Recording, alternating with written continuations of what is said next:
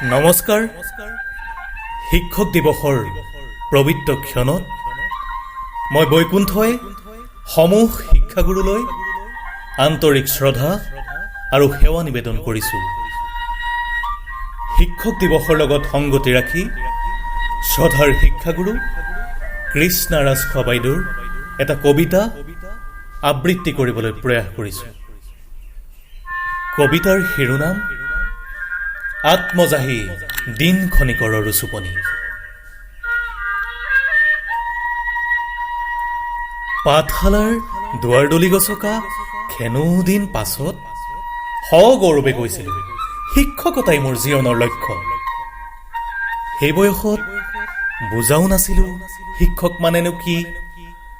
জানিছিলোঁ মাত্ৰ হাতত এছাৰি, অন্তৰত মৰম আৰু মুক্ত অনুশাসনেৰে জ্ঞানৰ বন্তি জ্বলোৱা জ্ঞানী লোক সমাজৰ।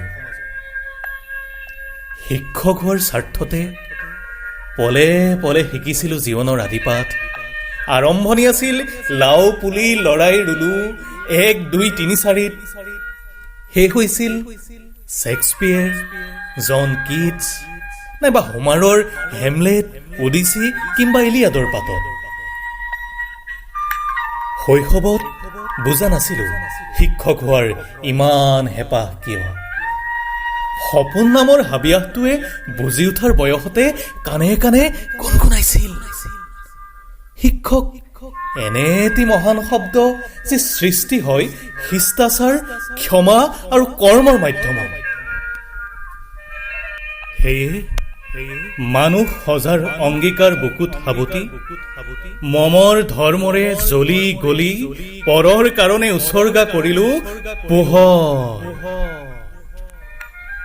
আন্ধাৰৰ ফাকে ফাকে বুটলি গোটোৱা মহঙা পোহৰ বিক্ৰীল সুলভ দামত। সেই পোহৰৰ আলোকতে উদ্ভাসিত হ'ল বহুতো সম্ভাৱনাময় মানৱ সম্পদ। আৰু মই আত্মজাহী দিন খনিকৰৰ ৰিক্ত সিক্ত হৈ ওলমি ৰলো শূন্যতাই এক অন্তহীন ভৱিষ্যতৰ সপোন দেখি।